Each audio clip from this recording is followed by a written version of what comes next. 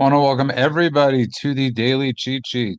This is going to be our least edited episode because, men, we are having issues with our usual rigmarole, which is Riverside. So we're just going to go straight to it. Want to remind everybody to download and follow us wherever that's possible and give us that 5-star review. How about that, man? Yeah, I mean, there's a big Amazon cloud storage outage today. It's affecting airlines, it's affecting banks, major websites, and because we're one of the top leading podcasts out there, it's affecting us. So we switched. We're using a different platform today, and we hope you enjoy. This is not going to be an intro or an outro. It's just going to be a Oof, there you are with the daily cheat sheet. And Golan is in Israel. Thought he might be able to record with us, but he is not. Man, did you see this story about I'm not laughing. I'm laughing or whatever because it's horrific. Is they found this like shooting stand I saw in that. A in sniper's Palm Beach, nest. a sniper's in Palm Beach with direct line of sight to Air Force One and President Trump. And I'm thinking to myself, listen, maybe it's been there for 2 years. Either way, the Secret Service shouldn't have had it. The odds are it's not. But the fact that they found this is absolutely insane. Oh, glad they found it. Yeah, I mean, not that they found it, but you know what I mean, that it At was this able to. point, the Secret Service has to assume that the unhinged lefties are out to kill that guy, him, and everyone in his cabinet. You just must assume that. They are armed and dangerous. There's the trans armed group militia out there, and there's many others. And then you have a story where there was just a regular accountant in Georgia that was shooting at people that had a Trump flag outside their house. The guy was an accountant and he was shooting out of his sunroof, just, put a gun out the thing and just started blasting rounds at them. They just caught him today. So you have these unhinged lefties all over the place screaming no kings with their nonsense. It's very telling that they're out there with the no kings protests when they had no problem with all of the shenanigans that the previous administration pulled, from silencing Americans to putting the DOJ and the FBI and everything else against their political enemies, including Christian parents that just wanted to have standard education in school and none of this indoctrination stuff. So I love the hypocrites coming out. And MSNBC was showing videos from 2017 No Kings rally, and they played it as if it was live. Well, They I don't went think it was a live. No Kings rally. It was just another rally that they used, but it's sort of funny that the boomerang effect. Remember, they always would always make fun of Trump being so focused on the crowd size. Yeah. Well, people, you weren't able to get a crowd for your no numbnuts event. Well, it was a numbnuts event, so for your numbnut for your actual numbnuts event. Yeah. Yep. So here we are. We posted a lot on our Instagram over the No Kings weekend, just making fun of these lunatics. Even Trump trolled them. There was a fake Trump post saying, I was really worried that there was a king, but thanks to your tireless efforts, I'm still your president, which I thought was hilarious. It was great. But there was lots of others where Trump actually released a video of him flying an F-16 and dropping poop bombs on the crowds. The guy is just a stand-up comedian. He takes Well, it that so well. yeah, yeah, part of his spiel is that he's an amazing stand-up comedian. And you want to juxtapose it, right, to like Gavin Newsom. With Trump, it really always comes down to where there's actual humor in it, right? As opposed to Newsom, who is pure anger based.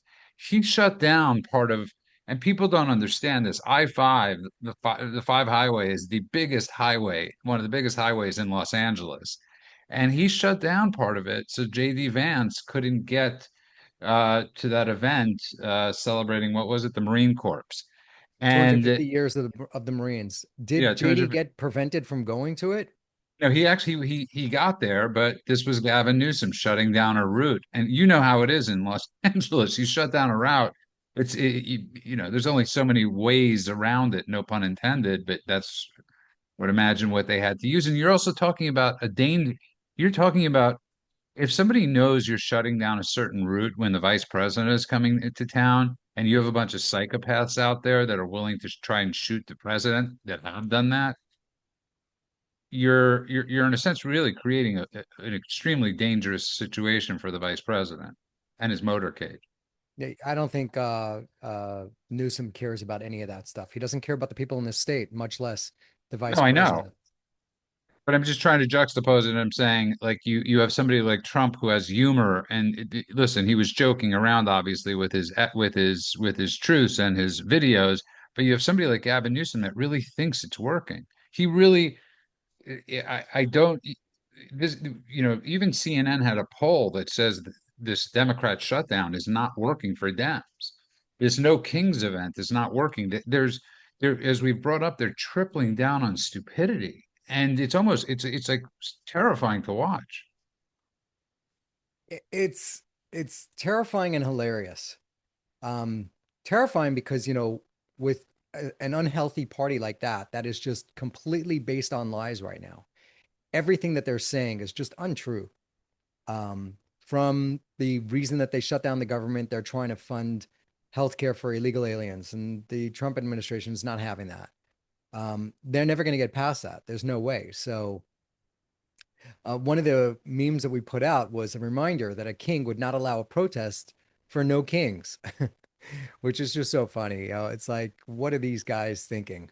Or another one was no kings, but put your mask on. No kings, but lock us down. No kings, but I'm firing you for not getting vaccinated. No kings, you can't go outside. No kings, but we don't accept your exemption. No kings, but you need 1,238,000 boosters. No kings, but we're shutting down your business. I mean, it goes on and on and on. So I think it's just silly at this point. If you're that deranged that you're willing to go out there and protest against Trump, if you have that level of Trump derangement syndrome, then it's self-inflicted. At this point, if you continue to But believe, here's the issue I have. The only thing I not disagree, but the only thing I want to add, the caveat to that is they're causing danger. They're actually causing violence to occur from what they're well, the spreading. leaders in the Democrat Party have been doing that for a long time, since 2016. Yeah. So they've been saying you got to go out there, get up in their face, assault them in restaurants, kick them out of your places. Like there's a whole montage of Democrat leaders calling for violence, calling for, their clowns, their masses to go out and assault Republicans, Trump voters. Or you had the FEMA people that were just skipping houses of people that were hit by natural disasters that were entitled to federal funds to get back on their feet, and they were skipped by Democrats. They would skip their houses. Imagine if the roles were reversed. It's just unbelievable where we're at as a nation. And, all of this is being funded by China, Iran, Qatar, Turkey, Russia, all of our adversaries that hate us. They are the ones that are funding all this uh, dissent, all of the people that are just anti-American. And it's I know that the DOJ said that they're going to open up some sort of RICO investigation into these things, but they're not doing it fast enough and they're not doing it, big enough. They need to literally go after these people as if it's a threat to our country, because that is what it Listen, is. you're raising absolutely a fantastic point, not a brilliant point, but a fantastic point, right? And or a decent point. And because people are looking at this and saying to themselves, I mean, really, this isn't rocket science, man. I mean, this isn't, it doesn't take that much to the hop, skip, and a jump to figure out where the money is coming from. And, if you want to just follow, as I've brought up in the past, the broken glass theory, just go for the lower ones and have them rat out the higher ones. None of these people are going to want to sit in jail. So you find out the local organizers, they'll rat above, rat above, rat above. And people want to see this. This is something that I don't think should be kept from us in the sense that we're waiting on this. This should be one of those things. We listen, they arrested two Antifa people last week. That's great. I want to see the organizers arrested. How difficult could this investigation be if there are books out there that are actually showing you the exact roadmap of how they're doing this?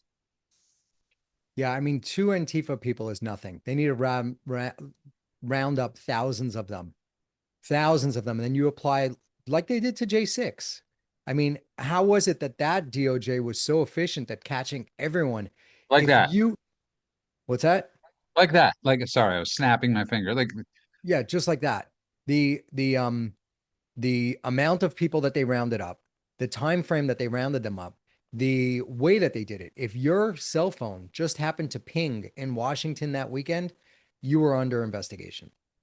If you happened to be present, whether you were a reporter, whether you were just an innocent visitor, someone coming to sightsee at the Capitol that day, or if you were a rioter or anything else, they had you and they threw the book at all of them. And here we are. It's 9.5 months in, and we barely have any Antifa wrapped up, rounded up.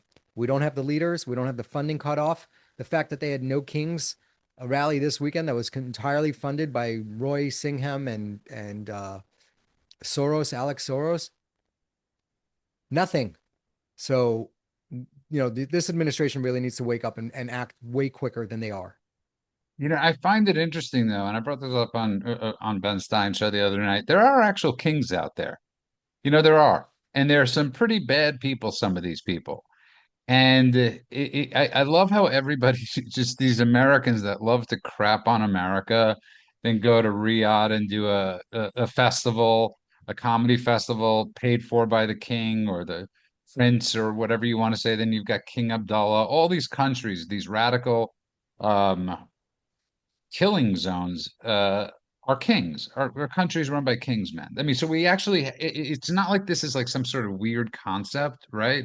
We actually have kings right now. We have countries that actually have slavery right now. So it's so important to talk about and to juxtapose everything these people hate is actually occurring in other countries. And sadly, we're doing business with some of them, many of them. Well, the Arab slave trade, if we're just going to talk about slavery for a second, is one of the oldest slave trades. It predates the Americas, so basically the Europeans bringing slaves to America, and it's still ongoing today. You could go to Libya and buy an African migrant for $600. Buy them for you own them for your whole life. That's it. They're your slave. Like that is today. And you have these idiotic kids out there protesting against Israel that's doing a war of self-defense. So if you talk about people and their lost like morals and how far we've fallen as a society, right there, that's a great gauge. There's active slave trade, there's active killings, there's Sharia law.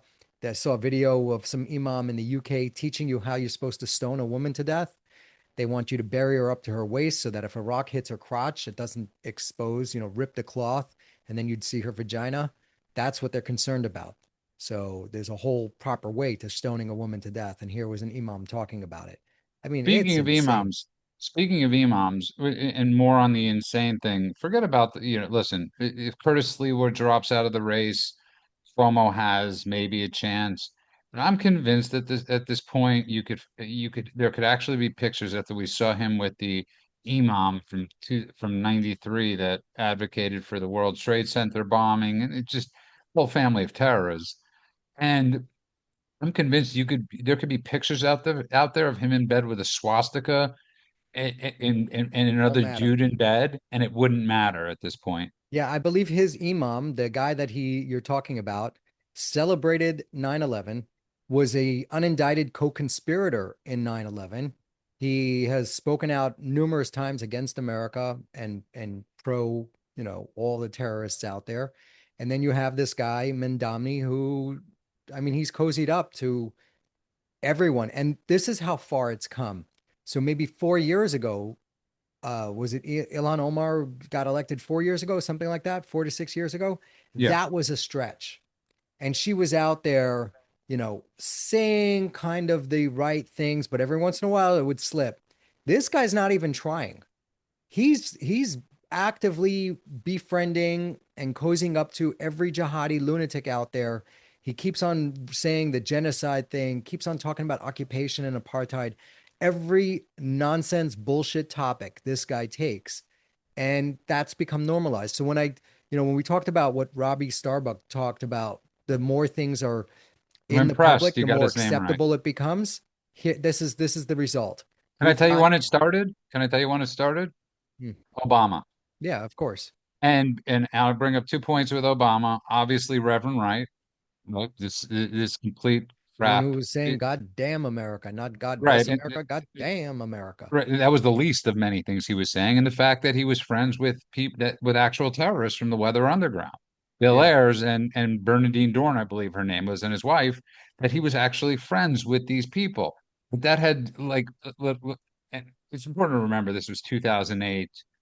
Um, uh, this was 2000. Yeah, 2008, and Bush had got the Republican Party to hit bottom at that point, and it would have been very hard to beat him.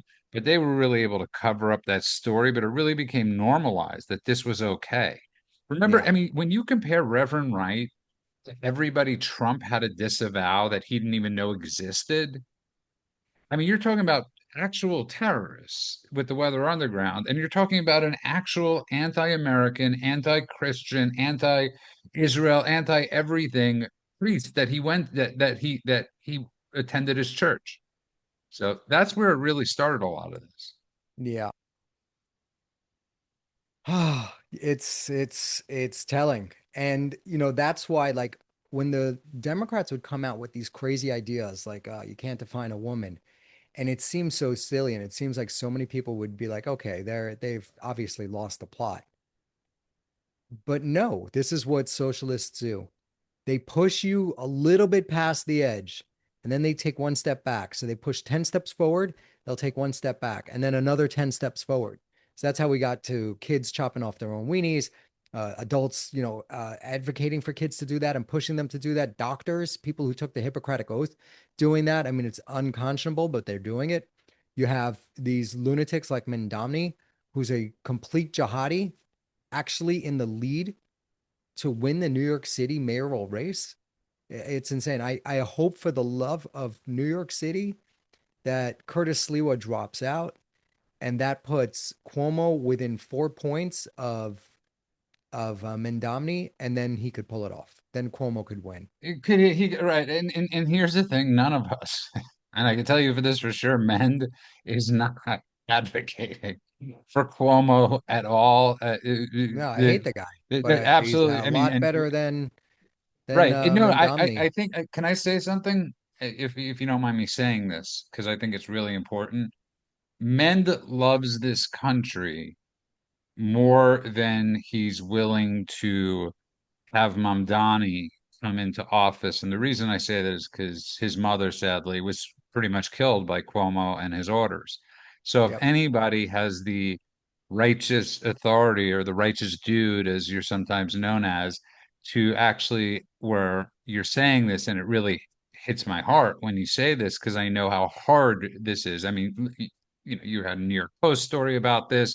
I mean, this isn't so. So for you, this is not a trivial thing of just saying either or just pick the lesser of the evil. To you, Cuomo really has a personal evil in to you.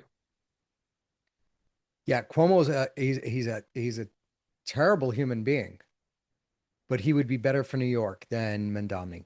No, so I There's give you nothing. major props on that. I really do. Most people would not be able to separate those two things. So good for you. And I have to say, can I just say a point? One of our truth followers, the demon, uh, I'm saying the demon brought up one of the best points the other day about we were just talking about conspiracies and rumors, and he said all it takes is one person to start a rumor. And I thought that was one of the most brilliant summations of how so many things in the world and conspiracies and all this stuff get started, man. Is all it takes is one person to start a rumor, and especially these days, off to the races. By the time that rumor ends, who knows? Yeah, look, there's lots of grenade throwing fire starters on online that are just doing exactly that. So a great example is the way even mainstream media is reporting this latest ceasefire break with Israel and Yeah. Hamas. Hamas attacked and killed two soldiers that were in the Israeli controlled area, and then Israel bombed them. But if you look at all the headlines, it just says Israel bombed Hamas, and then smaller lines below that, it says after they claim or allege that they came under attack or something like that. So it's Yeah. completely misleading. Another misleading thing they do is they continuously do the death toll numbers. One From is the the death Gaza toll Health numbers. Ministry. Yeah, so it's Hamas reporting those numbers, but it's also if you see a headline that says 46,000 Gazans killed and 1,200 Israelis killed in the war, are you even going to read the article, or are you just walking away saying, "Oh my God, they're disproportionately killing Gazans," without getting into the article and how that happened and how many of those killed were actual Hamas fighters, who started it? If you start a war, I'm sorry, you don't get to complain about how we persecute the war. You don't.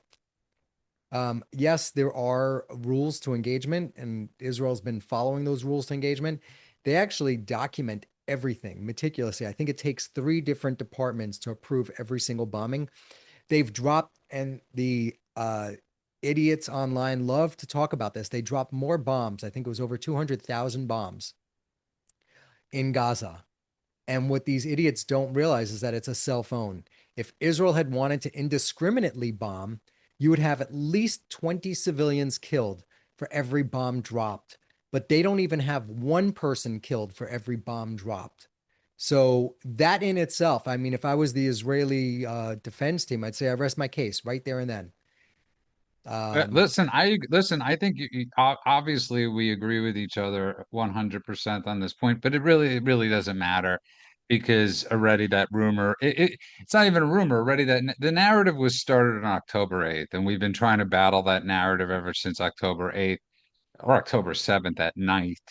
But I want to get back to something you're talking about because it's extremely important. And even general, even I'm not even calling him general, that asshat Mike Flynn is another one of these people, in the Bannon camp that came out and re-exed it or retruthed it or posted it on Truth that Israel broke the ceasefire.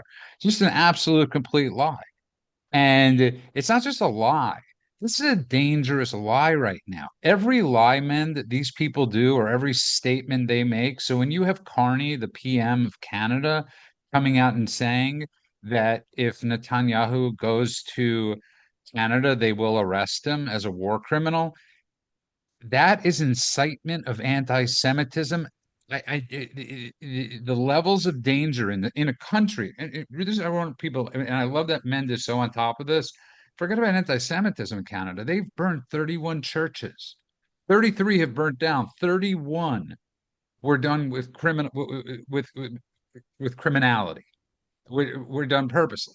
And man, there has to be, it's such an irresponsible thing for somebody from Canada to say this. I get it, it's so irresponsible. Look, and nobody's going to Canada. I lived in Canada for 10 years. Nobody's going to Canada. Their dollar has dropped. It's worth 70 cents to the US dollar. Their economy is in the toilet. Stellantis, which makes Jeep, just said they're going to stop making Jeeps in Canada. They're going to make it here at home again. The Canadians are doubling down on stupid. They had an But this is opportunity more to than elect. stupid. This is more than stupid. This is dangerous. This is dangerous to the people in your communities over there. And Starmer's finally waking up to this 2 years later. Oh my God, we have an anti-Semitism problem at our synagogues here and our schools. Too little, too late. But this is right now when you come out with a statement like this, man. It's a danger to people in your country. You represent everybody in your country or province or whatever. It's yeah, all their provinces. But Canada has the ability to rescue themselves. Their immigration policies are out of control. You go to Canada and it looks like London Stan. It's full of Muslims, Indians, and Pakistanis and Sikhs, and they all hate each other. All these different groups that they're bringing in hate each other. But the Canadians are so woke. Um, they're such pacifists that they're just idly watching their country be torn apart by these lunatics that do not believe in the Canadian dream. They come there to milk and rape and pillage that country. So hopefully, for the next election, they realize the error of their ways and they finally get rid of the liberals. But it's not going well for them. Prime Minister Netanyahu is never going to Canada. I don't even understand why anybody would be going to Canada at this point. You're There's talking about like nothing 5 years. going on there. You're talking about a really long time. I don't know how long the premiership or the prime minister I lasts think it's there, four but years. so you're talking about another 3 solid years of having to deal with this guy. It's a Yeah, but they long could time. also dissolve parliament. It's a parliamentary system. Right. So, Yeah. they have the same thing like Israel has. We have to have different groups get together, and a whole bunch got together to defeat Poliver, the guy who was running. They actually gerrymandered him out of his elected position. I believe he ran again in a different location and won, but Canada's got some major problems. They are sliding into a tyrannical death spiral that's going to see that country really hit some hard times, and it could be that way for a long time. They have amazing natural resources, but it's going to take them a while to build the pipelines and all the other stuff. The other thing is that Canada loves to view themselves as if they are like more ethical and more moral than Americans, yet they have something called the Alberta oil sands. So in Saudi Arabia, if you wanted oil, you just poke a straw into the ground and oil will come squirting out. That's why the Gulf states, Saudi Arabia, UAE, and all those countries are so wealthy, Qatar, because they had so much oil wealth. In Canada, they did not have that. What they had was there was oil, but it was mixed in with sand, and they called it the oil sands. And what you have to do is you have to dig up massive holes of this sand, and you have to boil the sand to extract the oil from the sand. So it wastes a tremendous amount of water. It creates huge lakes of toxic sludge, and then you get your oil out, and then you have to pipe it or do something with it to get it out of the country to be refined. That's Look one of at the most you. polluted ways to get oil. So you talk about, here in America, the Biden administration was talking about us stopping to use natural gas, which is so much cleaner than oil or coal. And it's actually how we reduced our emissions by 50% over the last 25 years, just by switching from coal to natural gas. And that wasn't good enough for Biden. The lunatics on the left wanted us to even stop using that. Meanwhile, our neighbors up north that claim to be 1,000 times more enlightened than we are scrubbing giant mountains of oil with fresh water, creating lakes and rivers of sludge to get that oil and then sell it on the open market. They're hypocrites. First of all, we don't have you here just for your looks. And I want to remind everybody you're listening to the Daily Cheat Sheet and to follow us everywhere. Uh, Very important, but I also want to say we might have some audio problems during the show. We will not have that going forward, but we were forced to improvise today via Zoom. But Mend, I want to bring up something extremely. My mother said to me when I was a kid, and you know who I'm referring to. We don't have to say his name, and we all know people that are quite rich sometimes. It doesn't mean they're smart. And I got to tell you, Steve Witkoff is proof that you could be rich and a total jackass. uh, I'm sorry that he lost his son when he was 22 years old to an overdose. I've known that happen to many people. In fact, I've had to witness that quite a few times. I mean, as somebody that worked in that industry, and it's one of the most heartbreaking and horrific things you ever have to do, especially is to call a parent of somebody that lost their child. But when you come out and say, man, that you had a bond with the leader of Hamas because both of you lost a child, you you're auditioning for the Tucker Carlson show at that point. Some things do not need to be said out loud, even if you're feeling that or think that, but this is Hamas. Your son was a terrorist. Sinwar and all these people were celebrating when their children got murdered. What would one of them lose 10 in a day? Meant nothing to them. Okay, so Witkoff, him losing a son in the name of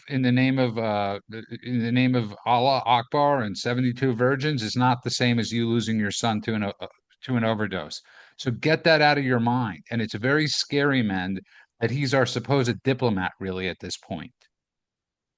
I don't think Kushner or Witkoff are delusional that they really believe that you could make peace with these guys. So when I hear stories like that Kushner, I Witkoff agree with you a little more, not Witkoff. when I hear that Witkoff and Kushner talked to some Hamas guy and he told them how he lost a son and they lost a son, whatever. The bottom line is they managed to get the hostages back, the living hostages back. Next step is get the dead hostages back. And after that, it's disarm this ragtag group of Stone Age killers, and then get Azerbaijan, Qatar, Turkey, Egypt, UAE, Saudi Arabia, get their forces in there to establish a new government and teach these people how to live side by side in peace. I don't think it's possible, but that's the plan. And you got to try that because that's the only thing we have right now. The scariest part about this whole plan is that Qatar and Turkey are involved. Well, That this is honestly is where, the right, scariest but thing this is because you where have the all leader this. of Turkey who's calling Israel worse than Nazi Germany. So you have a guy who's supposedly our ally. He's a member of NATO, Erdogan, who's just spewing insane nonsense. And our government that has the power to shut him down is not doing that. I get it. But The this is Turkish economy is in the tank, but um, I can't figure out the calculus there. this is where I'll disagree with you because you have Kushner that came out and said Israel is essentially responsible to uplift the Palestinians. Well, where I heard that before, Kushner? I heard that during the Oslo Accords, and I heard that in 2005 when we gave them Gaza with billions of dollars, desalinization, anything to do to grow their society. They grew it down, they didn't grow it up. So this idea that Kushner's coming up with is absolutely nothing new. There's nothing Israel could do. Just you can't. And he essentially what somebody was bringing up is he's talking about the idea of nation building. And those countries, man, are never going to go into that other half of Gaza. Can you imagine what a cluster, you know, what that would be? At the end of the day, this is going to be Israel's job. And Trump came out today. And listen, I think we have to realize Hamas is beta testing Trump. They're seeing how much they could poke before there's a response. The problem is, as Trump said, this was a little flare up, two dead soldiers. It's not a little flare up. That was not part of the deal. Was two dead IDF soldiers and three more injured. So this is a little bit more than a flare up. Yeah, they're definitely Hamas is definitely pushing the boundaries, testing the Trump administration by not holding up their end of the peace, the ceasefire. It's not a peace agreement, by not holding up their end of the ceasefire where they were supposed to turn over all the dead bodies, and then they violated the ceasefire by firing and killing two Israeli soldiers yesterday or 2 days With an ago RPG. with an RPG. Um, Palestinianism is a death cult. I mean, it is what it is. I think that the administration knows that, but I also think that they have their eyes on the prize. And the prize is one, get back the hostages. Two, end the war as we know it, so that we could start fixing the reputational damage that was done because Israel had zero communication teams out there refuting all of the nonsense that was going on. And then three is get the Arab partners in there to start rebuilding Gaza in a way that doesn't create another generation of jihadis who want to commit suicide. Let me ask you an honest question. I get what you're saying, and I get you're saying what they're saying. Do you actually believe that? Do you actually believe that Turkey, Qatar, Egypt could get along and somehow put a security force in there to kill the rest of Hamas? They're not going to kill anyone. That That's that's my the other point. thing is that, No, no. So that's where you have to make the distinction. That's well, that's what Trump essentially said. If they don't disarm, he's sending in the Israelis. He's going to let them go. he's sending in the Israelis. He's right. He's allowing, as he said, he's going to allow it. I mean, but this is a He said, very if they don't lay down their arms, we're going to kill them. And by we, he said, I mean the Israelis. right. And so the problem is they're not laying down their arms. They're massacring each other. It's not being reported on the news. Nobody would know what we're talking about, by the way. And Ben called me up this morning and he said, "Is this true? That there were 145 Palestinians that were run over by bulldozers or whatever it was." And he's like, "It was in the Guardian, right?" And so I'm like, no, Ben, I doubt it's true. So I go to the Guardian and guess who their source is, man? Hamas, The Gaza Health Gaza, the Ministry. Gaza Health Ministry. And so yeah, but the point is words do matter. And you brought up something. I just had to explain this to people because I think it's extremely important for people to understand this. The way Mend explained it, how a parliament works, and we've discussed this before. Benjamin Netanyahu is the prime minister of Israel. He leads a certain party, which is called Likud, which compromises of about 33 seats. 33 seats is not a majority. So you have to form a coalition. So Bibi formed a coalition amongst other groups that sort of, well, some of them, for the most part, see things with his vision. A few of them don't. And those people are extremely dangerous, extremely dangerous. But the problem, but people do not understand this, man, and it's something that it's very complex. So BB, if this happens again, where Hamas breaks the ceasefire, if BB doesn't react in a certain way, his coalition will break, as well it should if he does not act at that point. Um, I think BB responded to the latest violation pretty well. Yeah, Um, right? yeah, he responded well, and the people that are threatening to leave responded fairly well, but I could see at a certain point if this happens again. Listen, this is Hamas, so I'm not saying if it happens again. When this happens again, what are they going to do? Well, this time he dropped 153 tons of bombs because of the ceasefire breach. I think that is the Israeli policy, is that if you mess up, we're going to respond disproportionately to teach you guys a lesson. So I don't see how his cabinet could Let's have a not use problem that with that. word, by the way, because that's always the word people seem to use, right? They didn't I use like it it. though. No, no, no, no. What I'm saying is all the people on all these people, the Dave Smith always talking about proportionality. Yeah, no, How I come don't they care didn't? about, there is no such thing as proportionality. You attack, you don't get to say, oh, that's not proportionate. Screw off. If you Yeah. came into to my house and raped my wife and killed my kids, you don't get to tell me about proportionality. So I want We to don't ask have, you, sorry, we don't have soldiers that are willing to go into people's homes and rape them. What are you talking about? We don't have proportionality. There is no such thing as proportionality. Even the Pope said it. Oh, disproportionate. Shut the F up. You don't know what you're talking about. How yeah, many refugees has 100%. the Vatican taken in? How much of their billions have they given to refugees?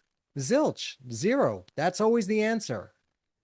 With his gilded shoes and his crown, he just sits there and talks to other people. Doesn't do anything himself. So I don't care. I like it. I want disproportionality. That is how you Listen, end wars. You don't end wars by proportionality. you're preaching to the choir on this one Yep. 100%. But I also need to point out when they don't bring up the proportionality is when Israel gives up, for 20 living hostages, they give up 2,000 murderers. Nobody talks about that deal. Nope. Nobody talks about what Israel was willing to go through or willing to sacrifice so they could get 20 live hostages back. And it's what bothered me so much yesterday about was that we lost two IDF soldiers that were 21 and 26 years old that Yeah. sacrificed their lives so these 20 hostages could come home. And it's almost like at that point, I look at it like, well, we got 18 living now, not 20. And I know, but that's how it goes in my head, where I think that's great. We got 20 hostages back, but now it's 18. And just so you know, the war was going really well as far as casualty rates at this point, as far as the IDF goes. And let me ask you one more question, and it's this. I get that Trump is saying that this is just, the bunch of rabble rousers from Hamas, right? They're just a gang of Hamasniks.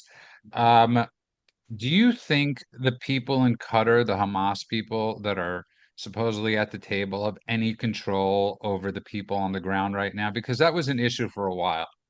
And do you think they're in sync at this point? Because I don't know. I'm asking you. Does Qatar have control over Hamas? Well, we know Qatar has control of Hamas. Does Of course. did the supposed leadership of Hamas have control over the military wing? Because that's the disclaimer that's going on right now. Of course they do. Of But course they do. And when they say they can't find the bodies, that's a lie as well. To the so say it. terrorists, That's all I'm saying is say these things Because They, when President Trump comes out and says the opposite of what you're saying, yes, he might be doing that for strategic reasons, but he's not telling the truth. yeah. Um, the the leadership in Qatar has absolute control over the leadership of Hamas living in Qatar and Hamas in the Gaza Strip. Hamas in the Gaza Strip knows where every single one of those bodies are because every single one of those bodies is the only thing they could use to exchange for prisoners, for their murderers, to get them out of jail. So there's no way they don't know where they are. That's like saying that you have a whole bunch of gold bars that are super valuable and you may have misplaced a few. No, you don't. You know exactly where they are. So I don't buy that. I just wanted to hear you say it. Well, That's all there I you go. wanted You was got it. because it's extremely important that we be honest. And it's extremely important that we don't minimize it. I get that they're doing it for strategic reasons. Vance is going there. I'm not as sold on Witkoff as you simply because of so many statements that he's come out and actually said. So many, I think it's such an irresponsible thing to say. I can't think of even, I cannot think of when somebody said I got along with the head of Hamas when the statement was not needed. He was able to rail against Israel last night in the 60-minute interview and say he felt betrayed, but at the same time felt a kinship with one of the leaders of Hamas's son that was obviously a militant Hamas person. So let's be honest. Let's be honest brokers in this and say sometimes even is scaring me a little bit right now. I got to be honest with you. I'm not. You know, you use the tactics that you need to use to get to the end zone. And the goal here was to get the hostages released. So if he had to talk about his dead son and that guy's dead son, although it doesn't equate, it's not equal. One was a tragic accident and the other one was a terrorist. So, but if that's what it took for Witkoff to get the hostages out, I applaud him for it. I am not saying that's an issue I have with it. I have an issue with him coming out and saying that out loud. Okay. I have an issue with him humanizing this a leader of Hamas by saying we both lost our children. Okay. There's some things that could be said out loud, and there's some things that you could say. You don't have to say to anybody. Write it in your He probably memoirs should have one kept day. that one to himself. Yeah, write it in your memoirs one day. It serves zero utility other than being a future guest, like I said, on any of the woke Reich, podcasts. That's all it does is serve. It humanizes this Hamas person. He didn't say his. It was stated like this: my 22-year-old son who got killed in the airstrike in Doha, right? Not my 22-year-old terrorist son who, or whatever age the guy's son was that got killed in the thing, or how many sons he actually has, or how many wives he actually has. I just want to end it with this because I think you'll get a lot of humor out of this. Sometimes we have to have a little bit of humor, and there's a lot of blowback on the Riyadh Comedy Festival. And it's I don't know if you saw your former neighbor Whitney Cummings like trying to counter this like No, pushback, but there's like this video of her just she's like so off the rails because these people have never been confronted. And it's like an interesting thing watching people that have like had no problem crapping on anybody and like on anybody's like lives, their belief systems, everything for them one day have it turn on them. This woman who is the biggest Me Too advocate, who got Chris D'Elia canceled, all these things, and she's performing at a place where they actually rape is okay. And wait, yeah, Whitney pushed to have who canceled? Chris D'Elia, I don't know who that is, but okay. he's a comedian, and he was canceled for he was on one of her shows. He was a co-star on one of her television shows, but that's neither here nor there. We know that everything she's supposedly stood for, and Bill Burr that he stood for, and all these people. I find it very comical that it's sort of coming back on them now. Yeah, she's calling people racist that called her out for going to perform in Riyadh. Yeah, that's exactly right. That's it. And this constant thing where they keep on saying, well, there's a difference between the government and the people, right? And somebody brought up, well, who cut the check? It wasn't Mhm. the people that cut the check for you to be at the Riyadh Comedy Festival. And for anybody not familiar with what we're talking about, this again was another one of those stories that people didn't cover. Was you had about 16 comedians performing in Saudi Arabia for about an 8 or 9 day period. Uh, it was the biggest comedians in the world, like Bill Burr, Dave Chappelle, and we brought this up, and I keep on having to go because it's like I mean, it's Saudi Arabia, man. We can't Yeah. forget what they did. Well, you even had Pete Davidson, whose dad died in 9/11 by 19 Saudi hijackers, go and perform in Saudi Arabia. And Pete doesn't need the money. So what are you going to do? Some of these people are just empty, morally bankrupt. Yeah, I think that's putting it perfectly. And listen, I'll let you go. I think I've taken up enough of your time, dude. And we miss There's a couple Golan. We other hope things. he's We got the White House. They started construction on the new ballroom, which is fantastic. that's We very had the No exciting. Kings lunacy this past weekend, where there was no king, but you We had did discuss that in the beginning of the show, by the way. a lot of demented people out there talking about kings. And Oh what else no, was you going don't. on? But the important thing to note from that is you had the people don't realize that every time they organize these events, they invite everybody in, right? So you have like 20 different group outrage groups. So you had Mehdi Hassan speaking there, this Hamas sympathizer speaking at one of these main rallies of the No Kings, and I mean, just to look at it, man. And you say to yourself, you talk about no moral compass. Yeah, the that is the thing. It's funny because my mom was a big liberal and she'd go to a lot of these protests and parades. And then she would say, but then they would bring up, the Palestine thing. And she goes, no, I don't agree with that, but it's too late. That group is the one that pulls in all of the loonies on the left. And that's why you can have nothing to do with them. I heard this rabbi, one of the big rabbis in New York, finally came out against Mamdani, and he gave a beautiful speech as to why this is dangerous and wrong, and you need to come out in force and vote against that guy. And I wish everybody, all of the spiritual leaders in New York, should all urge their congregants to come out in mass and vote against that guy.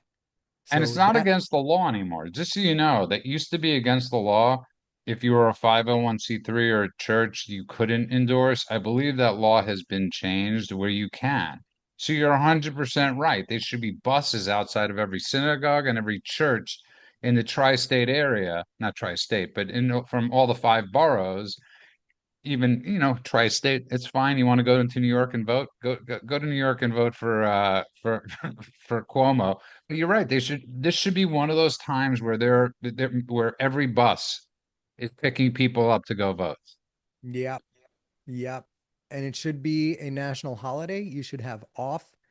Everybody Not a should national. How about it's a mayor of New York City, so this would be a New York holiday. Yeah, yeah, yeah. But I also mean the general election should be a Oh, I national agree with holiday. you But yes, 100%.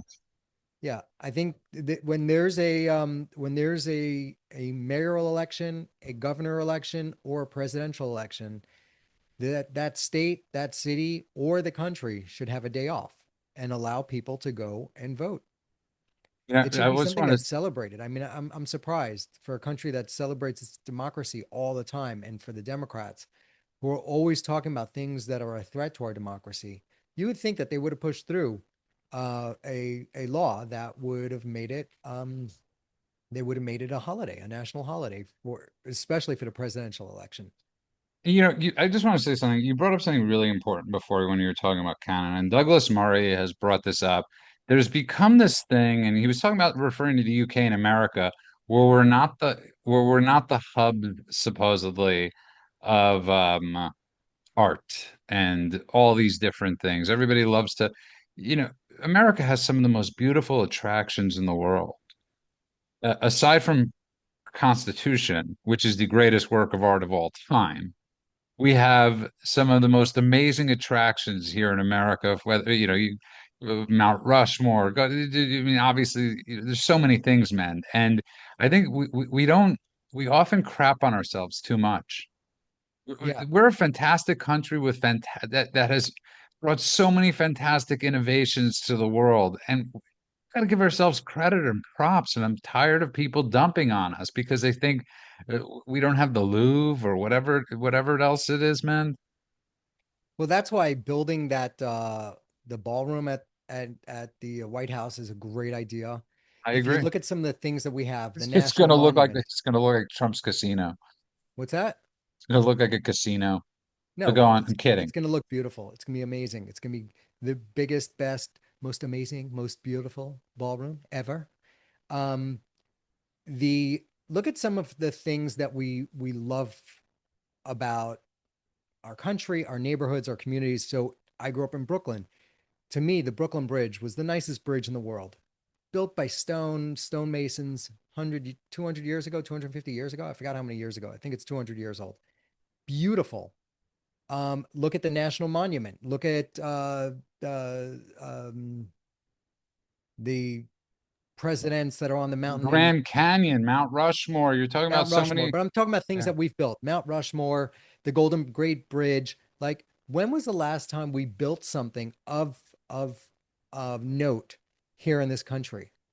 When was the last time we built a Mount Rushmore or a national monument or an amazing Can I bridge tell you that everybody's something? talking about? You brought up a fairly decent point just there. I'll give it a 3 on the point scale, but I gotta end it on this, man. Okay, I know you hate when I say it, but that is such an exceptionally brilliant point about this new ballroom. When was the last time we had something beautiful built here? And you're 100% correct. It's gonna be beautiful. I love that you brought that up. You weaved and you got to the end and it's really a fantastic point. Are we okay with ending on that? I think we are. I mean, if you look at some of the happiest nations in the world, happiest countries, it's not the amount of wealth, it's not the amount of gadgets you have. It's how easy is it for you to get to a public park? How easy is it for you to go to a museum? So these are the things we should be investing in this country. And I love it that our capital is once again safe. And we're building a beautiful ballroom that leaders from around the world will be able to see and be impressed by our beauty. 100%. Next, they could work on the airports. I would take one really nice airport in America. They're working on there's a couple that they're working on. They've been working on LAX for the last 100 years, and it's still a dump. You But I know what think my mother, LaGuardia just got rebuilt, didn't it? yeah, you know what my mother told me or my father told me when I was younger, it's like the problem with when you redo something, you rebuild something, by the time you get to the end, the beginning needs rebuilding again. That's the Golden Gate Bridge. They Yeah, that's paint it. that's It's forever being painted because by the time you get to the end, you got to start over. or the George Washington Bridge. Anyways, we've bored you enough with bridges, but I think what Mend is saying is absolutely 100% correct. And it's the reverse of 2020 when everybody was tearing stuff down. We need to really build stuff up. And we really need to emphasize how beautiful America is. And people in America really need to take pride in our country because we have so much to be the Liberty Bell. I mean, the White House. But again, I go back to the most brilliant math, the most brilliant piece of art, which is our Constitution. Yeah. And on that note, I really want to thank everybody from Truth. And I got to tell you, sometimes you guys make me nervous because you make me want to, like, every episode come and think of something differently. And you really make us raise our game. And I don't, somebody said our followers the other day. You're not followers, you're our friends. And I don't look at you as followers. I look at you as people that support the show and keep spreading that message and pass it on to your friends, your loved ones, and everybody out there. And thank you for the bottom of our heart for all those kind compliments. I mean, somebody was texting me before, man.